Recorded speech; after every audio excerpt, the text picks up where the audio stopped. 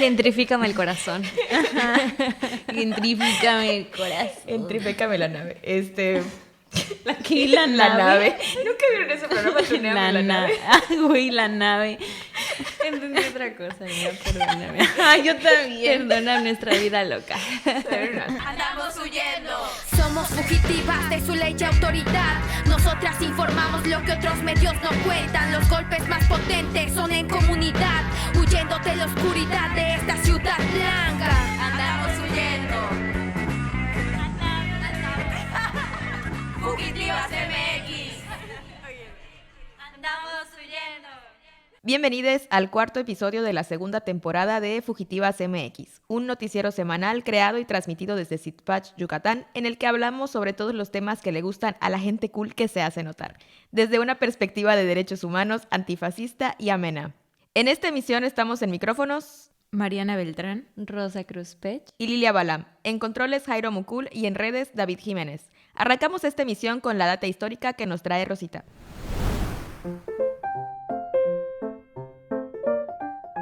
Bienvenidos a La Data Histórica, un espacio de divulgación sobre temas del pasado que nos parecen importantes de chismear para entender la justicia social. El día de hoy vamos a hablar sobre el colonialismo urbano. Para hablar de colonialismo urbano, hay que recordar que el territorio es un espacio político y que fue un elemento fundamental para el cambio cultural impuesto por los españoles en los territorios de Mesoamérica a lo largo de los siglos de la colonia en México, y que la conquista se dio precisamente con la modificación de las formas de organización y utilización del espacio urbano, tanto en los términos de distribución de los asentamientos, es decir, su ubicación, como en aspectos externos y características de los centros poblacionales en toda la América hispana. Estas reordenaciones de la red urbana mesoamericana realizada por los conquistadores fueron motivadas para la explotación de su fuerza de trabajo, la disposición de la producción indígena para la población española y el control político e ideológico mediante el adoctrinamiento en la religión católica. De igual manera, para tener espacios estratégicos que sirvan para la conquista de nuevos territorios, por ejemplo, la construcción de ciudades con funciones económicas, como en el puerto de Veracruz, por su cercanía a las rutas marítimas de comercio, o Guanajuato y Zacatecas por sus centros mineros.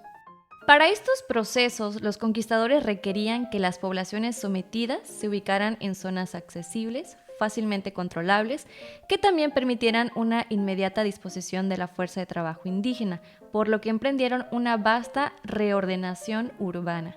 Por su parte, las familias indígenas asentadas tradicionalmente en barrios y pequeñas comunidades, en los que el sentido de parentesco y vecindad pautaba toda la vida comunitaria, fueron obligadas a desplazarse hacia nuevos sitios, hechos que seguramente contribuyeron a el desmembramiento de esas redes sociales, de sus identidades y de su sentido comunitario. Pero ojo, de igual manera, tenemos que recordar que la distribución social del espacio urbano, pensado al inicio de la colonia en términos geográficos, implicó la distinción entre la población española y la población de indios, ¿no? Para profundizar, les recomiendo que lean el texto de la socióloga Eugenia Acosta titulado El sistema urbano en la época colonial, sobre todo para mirar cómo este mismo pensamiento y esta estrategia de conquista colonial, de reorganización del espacio público urbano, sigue vigente en pleno 2023. Y lo podemos mirar con el acelerado crecimiento de los fraccionamientos en Mérida, en Yucatán, las inmobiliarias, los centros turísticos, que, motivados por un supuesto crecimiento económico, han mercantilizado el espacio urbano, que ha causado el desplazamiento, el desalojo de la gente local y, por otro lado, nos ha obligado a adoptar nuevas maneras de habitar, de leer la ciudad. Para esto también les recomiendo que lean el texto del antropólogo Yáñez Salazar, que se titula El colonialismo urbano, para que aterricemos más en el contexto de Yucatán. Díganme, amigos, ¿qué piensan? Justo para preparar este tema, estaba platicando con algunas personas que están viviendo estas situaciones y me platicaban justo que el colonialismo urbano lo entienden como este proceso en que se empieza como que a expandir, digamos, esta zona urbana en zonas donde ya habían poblaciones y empiezan a construirse, bueno, en este caso desarrollos, que son pues generalmente de viviendas para personas como de cierto poder adquisitivo.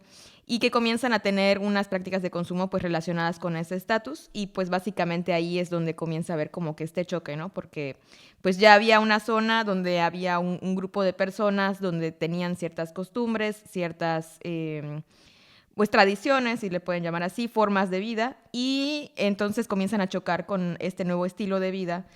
Y pues después de esto comienza este otro proceso de desplazamiento, ¿no? Que es la gentrificación, básicamente. Entonces, a mí me llamó mucho la atención que todo este proceso en el que llega un nuevo desarrollo a un sitio que ya está habitado, donde se imponen nuevas prácticas de alguna forma o llegan nuevas prácticas de alguna manera, todo esto que se llame colonialismo urbano a mí me sorprendió muchísimo, era algo que yo no sabía, de hecho pues todavía desconozco mucho. Muchas gracias, Rosa, por medio explicarnos así como que una primera sumergida, digamos, de este tema.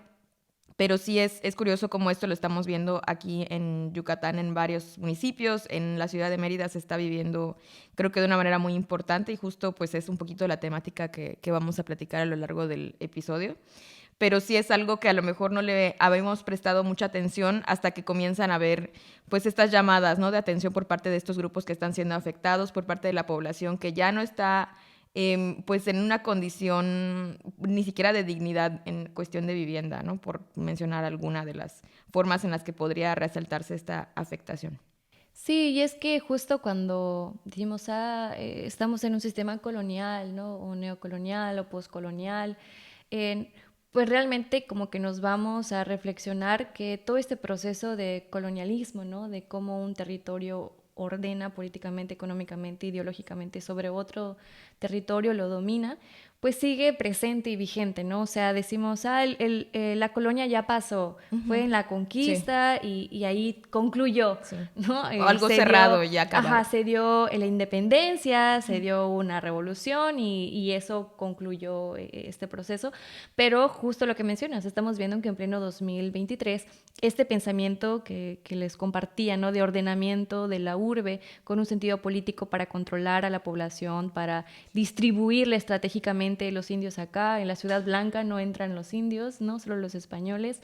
Hasta el día de hoy sigue vigente, por eso hablamos como que de este colonialismo urbano, ¿no? O sea, como este control, pero pasado a cómo vamos a distribuir una ciudad, ¿no? Ahorita lo vemos con, no sé, partes como el corredor gastronómico, ¿no?, que de repente empieza a desplazar a la gente que habitaba ese espacio, y que nadie le dijo que en 5 años iba a haber un corredor acá, y tú te ibas a tener que marchar y te ibas a tener que desplazar, o que tu estilo de vida iba a cambiar, ¿no?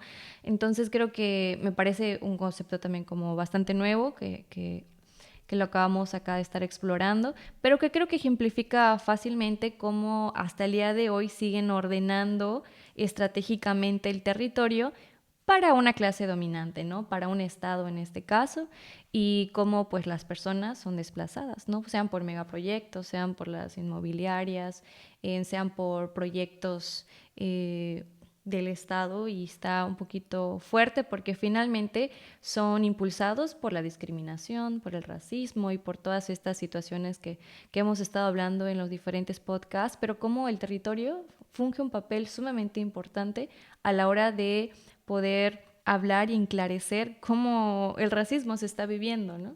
A mí me llama mucho la atención cómo en estos procesos hay una violencia de alguna forma, no sé cómo decirlo, velada o algo así. No parece, digamos, un proceso violento.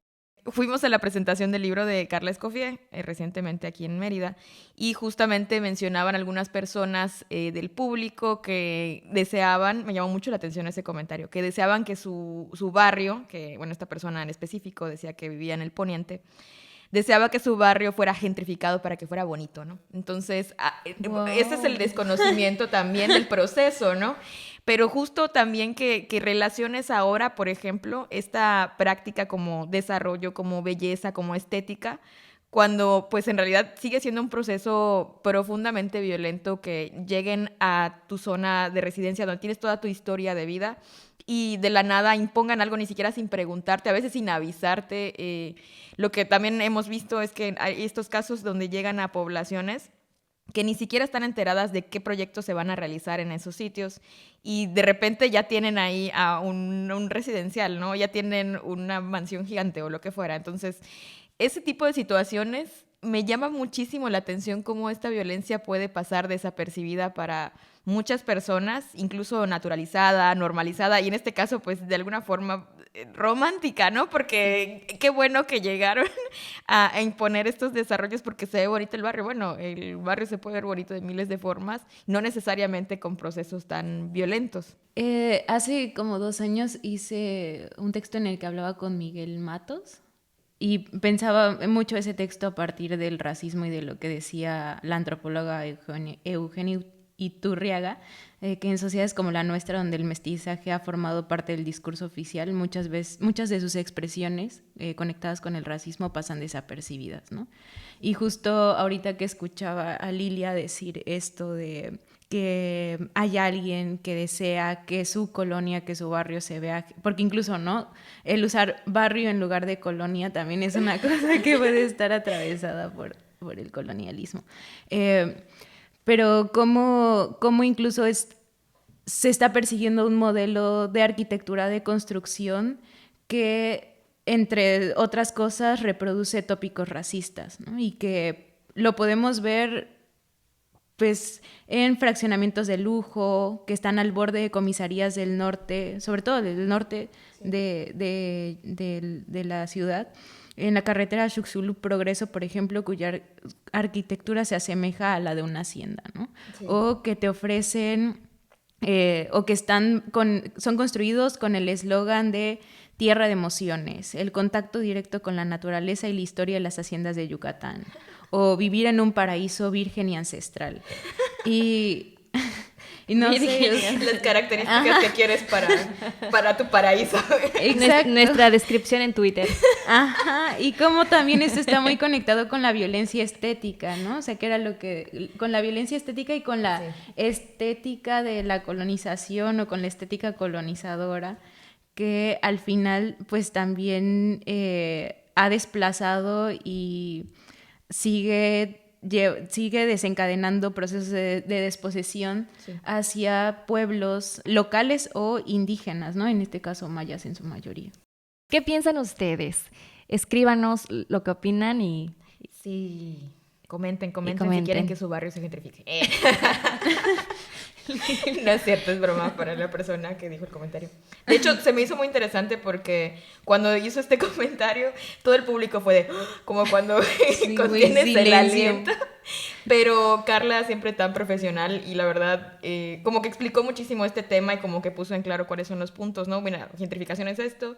Y lo que está ocurriendo también tiene que ver con que no se brinden los servicios adecuados a la zona donde vives. Y eso también tiene que ver con mala planeación, con, por supuesto, casos de corrupción también en las autoridades, evidentemente. Sí, tienes razón. Sí. Es que también yo creo que, o sea, justo se entendió gentrificación como eso. Exactamente. Como si se gentrifica voy a tener agua, voy a tener luz. Por supuesto. Voy a tener derechos. Voy a tener derechos y la vivienda digna que tanto quiero, ¿no? Y pues eso es lo que está detrás y creo que también es importante que si nosotras no conocemos algo, pues también es válido decirlo, expresarlo y también es válido que alguien nos explique todas las implicaciones, ¿no?, de esto y también, pues también conocer nuestros derechos, así conocemos nuestros derechos, ¿no? Es como decirle a esta persona, oye, si en el poniente o en cualquier otra zona que vivas no están dándote los servicios, déjame decirte que están violando tus derechos, ¿no?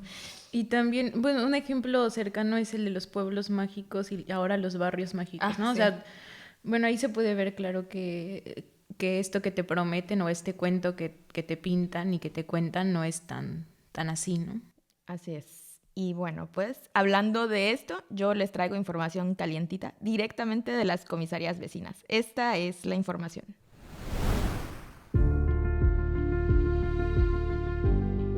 ¡Queremos planeación! ¡Queremos planeación! Con este lema, vecinas y vecinos de las comisarías y subcomisarías meridanas Santa Gertrudis Copó, Temozón, Tixcuitún y Cholul se manifestaron el pasado domingo 26 de noviembre en el anillo periférico para externar su preocupación por el rápido crecimiento urbano y la concesión de permisos para construcciones de alta densidad poblacional en esa zona sin la adecuada planeación. En particular, han llamado la atención respecto a las obras del proyecto Aantic, los edificios Nuuk, Zaguán y el desarrollo Aqua Living, que introducirán más de 500 viviendas en un área que no está preparada para asumir ese incremento poblacional. Ustedes dirán, ¿y estas personas cómo saben que la zona no está lista para esa expansión urbana? Pues Gustavo Prieto, quien es residente de la Privada Alegra desde 2017 y es integrante del colectivo Vecinos Unidos, lo explicó.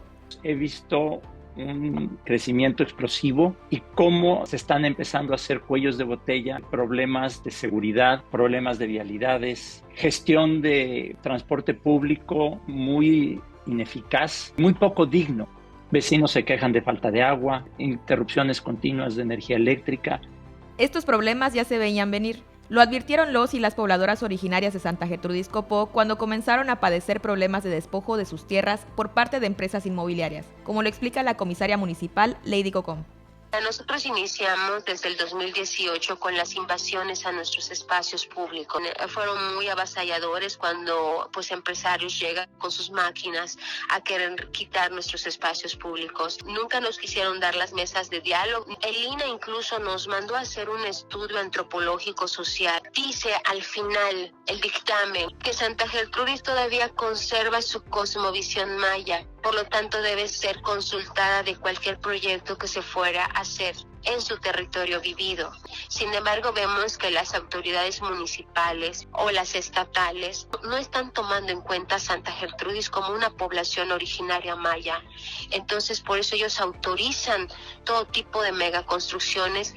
Especialistas como Gerardo Sánchez, quien está realizando su investigación de doctorado sobre las formas de hablar y la interacción entre los habitantes originarios y migrantes en Santa Gertrudis Copó y Temozón Norte, en la Universidad Autónoma de Yucatán, indican que si la autoridad no interviene para solucionar el problema y realizar una planeación y diseño urbano acorde a las necesidades de las y los habitantes, la periferia de Mérida podría convertirse en un caos como ha ocurrido en otros puntos del país como la Ciudad de México. Mucha gente empezó a emigrar a Ciudad Satélite por el tema de la seguridad, ¿no? Lo veían como la zona campestre, la zona segura, y a la vuelta de los años se convirtió en una de las zonas más inseguras. Tlalnepantla y Naucalpan, en los prácticamente últimos 15 años, encabezan los municipios más inseguros del país. Y ahí es donde se edificó todo este paraíso idílico, igualito como se está vendiendo Temozón y Santa Gertrudis Copó. ¿Qué opino yo al respecto? Que esto es una tragedia anticipada. El dato medio desalentador. En los últimos 5 años se han autorizado 75 nuevos desarrollos inmobiliarios que representan 22.818 viviendas nuevas para una población potencial de más de 80.000 habitantes. 81% de dichos desarrollos corresponden al modelo de urbanización cerrada o de acceso limitado y 19% son de urbanización abierta, de acuerdo con el informe Panorama de la Vivienda en Mérida elaborado por el ayuntamiento de este municipio. Por lo pronto, los y las habitantes de las comisarías y subcomisarías del norte de Mérida ya enviaron un oficio de 1.578 firmas a 20 autoridades municipales y estatales para exigir alto al otorgamiento de permisos a desarrollos inmobiliarios en tanto se resuelvan los problemas de servicios básicos en la zona. Exigen detener y revisar las autorizaciones de las obras en construcción y que se les tome en cuenta en la planeación urbana. ¿Qué opinan, amigas? ¿Cómo lo ven? Que no digan que aquí no les traemos la parte teórica, histórica y también lo que está pasando en el día a día. No, pensaba, otra vez retomo mucho lo que hablaba con Miguel Matos en esa entrevista, y hay dos cosas que me parecen particularmente importantes como para analizar estos temas, que es primero cómo entendemos el espacio, y él decía que había que entender el espacio no como la parte física, sino como aquello que producimos en la medida que nos relacionamos con otras personas. Sí. Y por otro lado, cómo entendemos la arquitectura, porque esta puede ser un instrumento para contar historias y replicar ideologías, ¿no? Sí. Y recuerdo que hace un tiempo, hace más de 2 años, hubo una queja de los nuevos pobladores de Chablecal, de Sitiá, sobre que hacían mucho ruido y mucho polvo los habitantes que trabajaban la piedra desde antes de la colonia. Pero ahora que las casas están construidas, tampoco son armónicas con el espacio. O sea, quienes llegan a vivir tampoco, rompen con todo eso, ¿no? Y creo que eso es algo que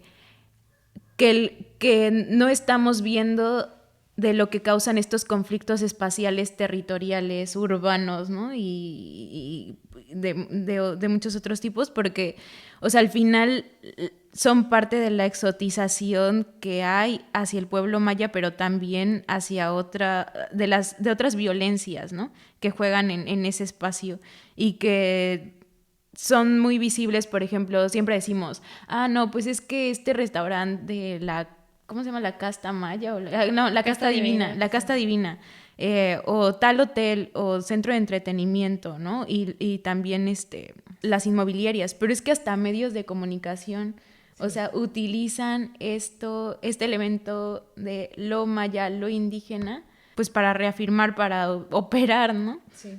Pues justo lo que decías, Mariana, era más o menos lo que platicaba la comisaria Lady Cocom en la nota. Y justamente es esto, ¿no? De que, bueno, por ejemplo, en este caso, nadie se molestó en preguntar a la población de las comisarias sobre estos desarrollos que estaban llegando a su territorio. Y pues ellos incluso, ¿no? Tuvieron que solicitar... Bueno, el INAH más bien les proporcionó este estudio que al final decía que tenían que consultárseles porque pues también son una población originaria, ¿no? La mayoría de las y los habitantes de Santa Gertrudis Copó se autoadscribe como maya.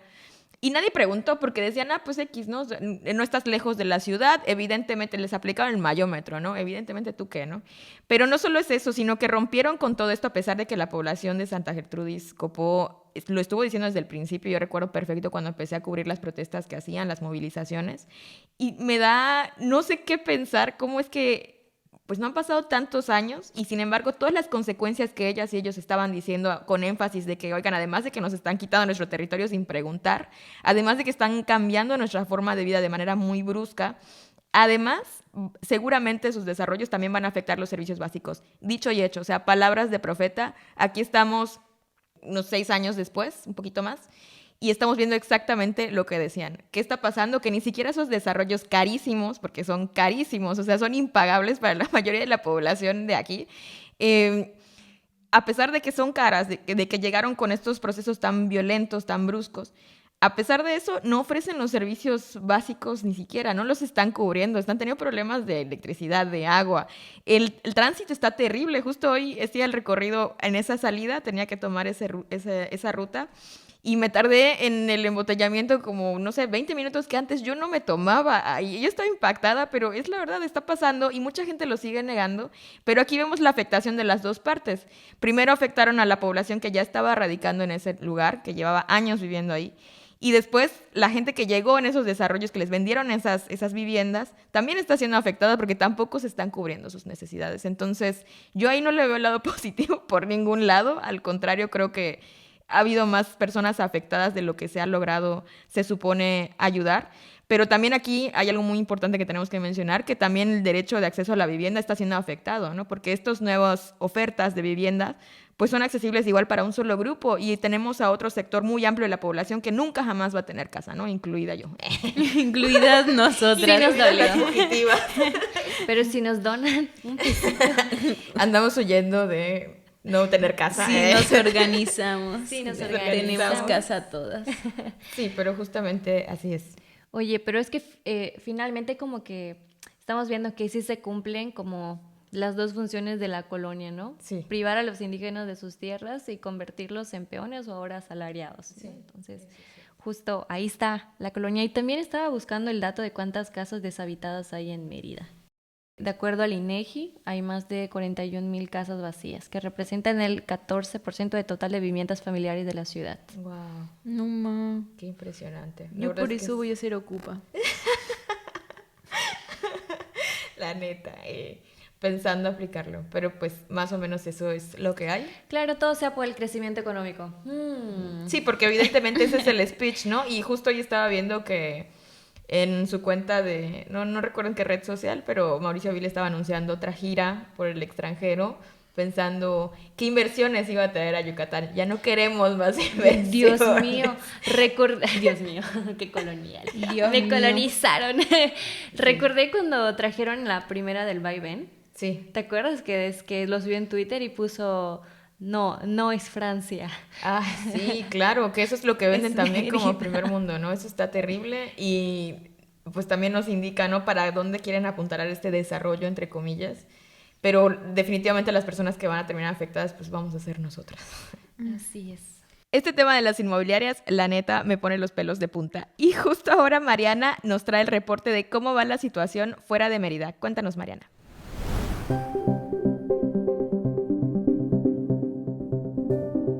Los pueblos mayas de Quinchil e Ixil están preparando medidas ante el despojo de sus tierras como consecuencia de la especulación inmobiliaria. En Quinchil, Federico May, productor de chile, denunció públicamente que el actual comisariado del ejido se ha negado durante 2 años a convocar a una asamblea para tratar el tema de 4.000 hectáreas destinadas a proyectos inmobiliarios, aunque estos ya se ofrecen para venta en Internet.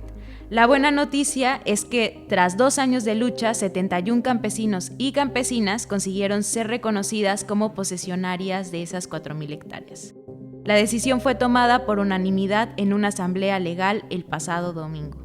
Modesta Canul, posesionaria, nos dice: Pues cuando empezamos éramos muy pocos y ahorita ya es un grupo muy unido, que ahorita todos los posesionarios ya se dieron cuenta el gravísimo problema que tenemos. Entonces, ahorita en que solicitamos la asamblea, el comisariado, pues los ejidatarios no estaban muy enterados del problema que estaba pasando, pues en que se estuvo explicando todo el problema que hay y le empezamos a pedir que si nos podían aceptar como posicionados, es para que nos puedan dar esa autorización ellos, si nos llegan a aceptar como posicionados, pero es para luchar contra el conflicto que hay contra las tierras. Entonces, gracias a los ejidatarios que nos apoyaron, pues ya hoy sí podemos seguir y ya somos un grupo muy unido. La población de Ixil continúa con el juicio de amparo contra el intento de despojo de tierras colectivas por parte de las familias Abimeri y Millet. Lo nuevo es que los y las demandantes obtuvieron la suspensión de la orden de aseguramiento emitida por la Fiscalía General del Estado, con la que intentaron cerrarles el acceso a las tierras de uso común. Sí, esas mismas por la que el pueblo armó un plantón al que enviaron cientos de policías en agosto pasado. Así es, desgraciadamente no contamos con apoyo ni municipal ni del comisariado ejidal. Somos un grupo de ejidatarios que se ha agrupado para defender nuestras tierras. No queremos inmobiliarias en Ixil. Esa es la información. Pues justo creo que ahorita lo que está ocurriendo con las poblaciones mayas es que un poquito a partir de ciertas luchas que se hicieron visibles, también comenzaron a indagar, ¿no? A buscar información sobre sus derechos y cómo ejercerlos. Y ha sido como, no sé, como un reguero de pólvora, ¿no? Literalmente empezaron como que a incendiarse en algunas partes y se están contagiando también en otras poblaciones que ya no están dispuestas, digamos, a que sigan ocurriendo estas situaciones en sus comunidades. Y de alguna forma se están organizando pues, con los recursos que tienen, con las herramientas que tienen para evitar que esto siga ocurriendo. Yo, al ponerme tal vez un poquito en el lugar de estas personas, pues también creo que es mucha la incertidumbre, ¿no? De no saber qué hacer en tu territorio, porque básicamente lo estás perdiendo porque pues hay personas que tienen muchísimo más poder y dinero que tú y pues te quedas a la deriva, ¿no? A la intemperie de que no sabes qué va a pasar con tu territorio, no sabes qué va a pasar en la zona donde vives. Y platicaba también con Gerardo, que ya mencionamos en la nota anterior, que justamente me decía que eso es parte también de este proceso, ¿no? Como pues suben de precio las viviendas, evidentemente los servicios, bienes, etcétera, y pues eso es algo con lo que no todas las personas podemos lidiar si estamos sacando el dinero literal para vivir al día. Y con todos estos procesos no solo viene la pérdida del territorio, de alguna forma hasta de la identidad, sino también está esta cuestión de la supervivencia, ¿no? De alguna forma también tienes que empezar a lidiar con qué voy a hacer si el precio de mi comida diaria ya no va a ser el mismo con el que yo podía lidiar antes y mi sueldo sigue siendo el mismo, ¿no? Creo que también es una preocupación. Y también creo que debe ser muy desesperante no saber a quién acudir o qué hacer en estas circunstancias en las que tienes al monstruo ya literalmente en tu casa, ¿no? Adentro de tu territorio y cómo frenarlo. Entonces, siempre es muy loable ver que se organizan de esta manera y tratan siempre de enfrentar a estas personas que llegan y estas empresas. Sí, me parece sumamente interesante porque pues finalmente terminan de ejemplificar cómo pues el territorio no se limita nada más a un espacio, ¿no? O sea, a la tierra, sino nuestra manera en la cual nos relacionamos con ella, interactuamos, convivimos, nos intercambiamos y cómo pues termina afectando todo eso, ¿no? Y está presente pues no solo en Mérida, sino en otras latitudes, en México, en Latinoamérica, ¿no? En países que de repente hemos sido saqueados durante 500 años, ¿no? Y de repente cuando hablamos de la colonia siempre decimos, sí, en 1400, algo en muy 1500, lejano. ajá, y no nos fijamos que está sucediendo en este mismo instante. Y cómo vemos que están estas manifestaciones que no tendríamos por qué tener todas las estrategias, citando el tuit de Katy, de las personas y grupos mayas, de sé cómo organizarme de un día para otro, ¿no? Sí, no. Pero vaya, hay una resistencia como ha existido todos estos 500 años y por ende, por eso seguimos luchando por algo primordial como la tierra, cómo habitamos, cómo la leemos. Lo hemos hablado con el extractivismo epistémico, ontológico, ¿no? Que estamos luchando por nuestro territorio, pero también por cómo nosotros queremos habitarlo, nosotras queremos habitarlo, queremos que se utilice. Eso me parece sumamente importante y la verdad, o sea, yo hasta la Facultad de Antropología con el tema de los cenotes de Jomún, sí, como que mi panorama dijo, mira, hay comunidades en mayas luchando por sus derechos, hay una organización, o sea, no quedó en la guerra de castas, ¿no? Sí. O sea, y es muy fuerte el cómo no podemos concebir, oye, o sea, acaba de pasar lo de Ixil, hubieron cuántas comunidades indígenas que están viviendo exactamente lo mismo. ¿No? Con características algunas diferentes a partir de lo que está sucediendo, pero todas impulsadas por lo mismo, por el racismo, por la discriminación, por el despojo de sus territorios, por poner un progreso económico, entre comillas, por encima del buen vivir de las familias, y cómo esto pues no acaba acá, porque de repente va a surgir otra comunidad, ¿no? Sí. Como están viendo, y de repente pues aquí en la zona urbana, en Mérida, con el... ¿Cómo se llamaba la cancha que querían poner, el estadio? ¿El estadio sustentable? Ándale, sí. Es ese, ¿no? Sí. El estadio. El del norte. Donde ahora van a poner a Fonatur. Exacto, las oficinas. Para el Tren Maya. Algo mejor dicen. pero justamente, y luego pues nos atraviesa un Itram, o luego nos empiezan como que a atravesar o ponen, le hemos mencionado, nuestro lago artificial en un parque. Claro. O sea, no sé, siento que ha cambiado muchísimo la manera y cómo la gente no estamos acostumbradas a leer esta ciudad, pero pues con el tiempo vamos a tener que adaptarnos, ¿no? Y si hablamos por el tiempo, lo que tú decías, el transporte público en coche o los camiones públicos, pues también como que se desestructura nuestra manera de vivirla, ¿no? Sí. Y justo lo menciono porque de repente creemos que cuando hablamos de mayas solo como que en el imaginario son personas que viven en un pueblo, que tienen una casita, y no nos pensamos nosotras como mayas que tenemos que atravesar el centro, el Parque Los Borrachitos, el mercado, que vamos a la universidad, o sea, estamos sobreviviendo, ¿no? O sea, no nos percibimos como eso, como personas que estamos siendo atravesadas en todos los aspectos de nuestras vidas, y eso es precisamente el territorio, ¿no? O sea, es más que un pedazo de tierra, es cómo estamos en este espacio. Que esto que mencionas, Rosita, de hecho es un poco lo que platicaba Lady Cocom, que en algún momento a la población de Santa Gertrudis Copó, por alguna extraña razón, se le dejó de considerar como población maya. ¿Por qué? No sabemos. O sea, así pasó, tuvo que venir el INA a decir, oigan, siempre sí. Eso es altamente racista, ¿no? Sí, eso no es discriminación. Y no a darle su certificado. Exacto, tu estrellita de que si eres maya. Y pues eso también implica que no estamos asumiendo lo que está ocurriendo en nuestra cercanía. Y también un poquito que nos estamos... No sé si es por optimismo, ingenuidad o lo que fuera, pero es eso, ¿no? Como que vemos todo eso como un proceso muy lejano que nunca nos va a tocar, pero la verdad es que todo esto está más cerca de lo que creemos. Y pues son personas, como ya habíamos dicho siempre en algún episodio, todo ese sector que está haciendo esto, las inmobiliarias, que de hecho también tienen dudosa procedencia, o sea, también ha habido numerosos reportajes sobre la mafia inmobiliaria, ¿no? Estas técnicas a las que recurren, pero siguen siendo gente que está protegida de alguna forma por el mismo sistema y pues tienen forma de llegar a varios lugares y cuando van a querer algo lo van a tomar y pues siempre hay que estar listas, ¿no? Y no pensar que eso nunca nos va a pasar o que está muy lejano o que es un proceso que ocurre de manera aislada en algún territorio, ¿no? Esto es parejo. Así es, casa no tendremos nadie. Y el agua sucia va a llevar a todos nuestros grifos. Exactamente. Así que Así que apoyar. Imaginé el guay de la mafia inmobiliaria, ¿cómo se vería? ¿El guay? El guay de la mafia inmobiliaria. Sí, no, pero yo debo confesar que a mí...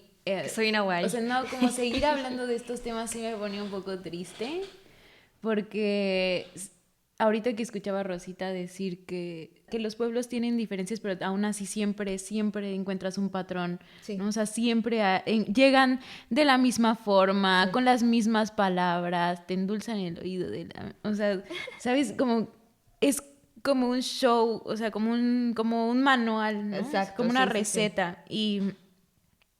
Y creo que lo que... O sea, después de tantos años, después de también conocer la historia de tantos pueblos que han interpuesto amparos, que se han manifestado, que han hecho una y otra cosa, ¿no? Lo que me parece triste es que no, hasta ahorita, o bueno, no sé si no tengamos un pueblo, algo que nos diga sí hay esperanza, ¿sabes? O sea, No.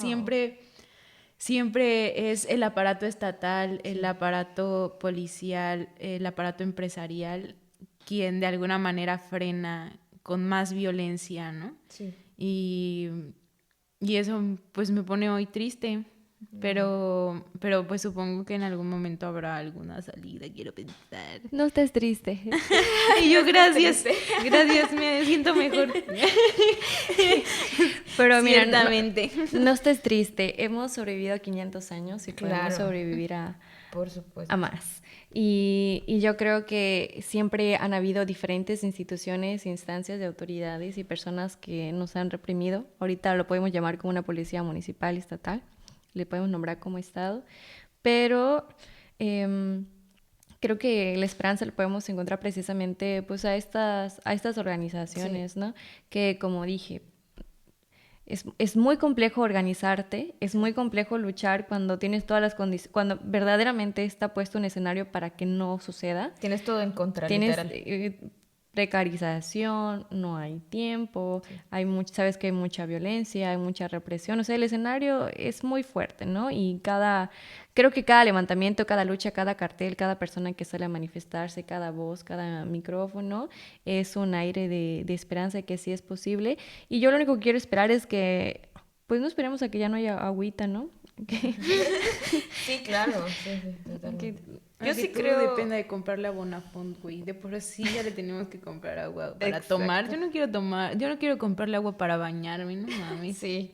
Eso sí. Yo creo que igual, como dice Rosa, ¿no? Además de que hemos visto en los últimos años, del 2016 para acá, cómo las poblaciones han empezado a alzar la voz, a organizarse. Y como bien dice Rosa, evidentemente es complejo, evidentemente... Esa organización requiere muchísimo porque es literalmente empezar de cero, ¿no? Contra un sistema que es totalmente distinto y corrupto, además. Entonces, sí, yo creo que más bien es como que tener esperanza en que cada vez van surgiendo más personas que están resistiendo a esos procesos y que, como sea, pues estamos organizándonos desde la trinchera que tengamos y tal vez sea ensayo y error y tal vez no veamos la victoria inmediata, pero sí creo que hay esperanza. Así es. Este podcast es nuestra manera de resistir. Así es. Así estamos. La neta, porque no ganamos nada.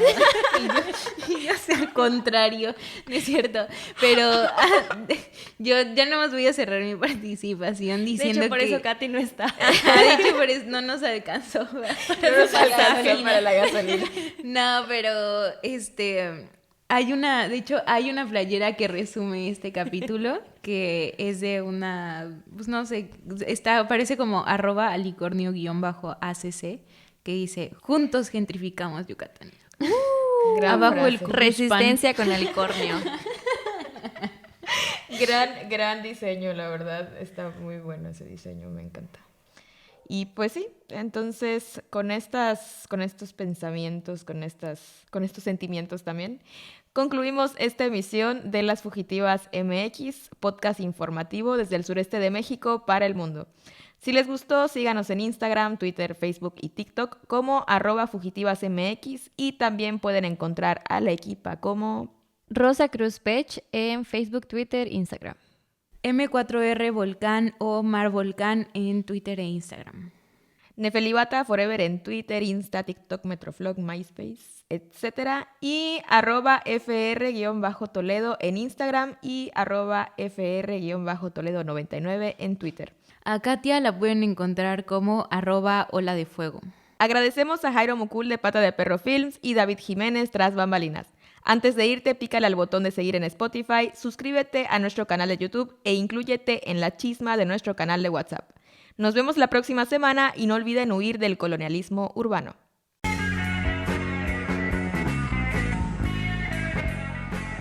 Fugitivas MX, andamos huyendo.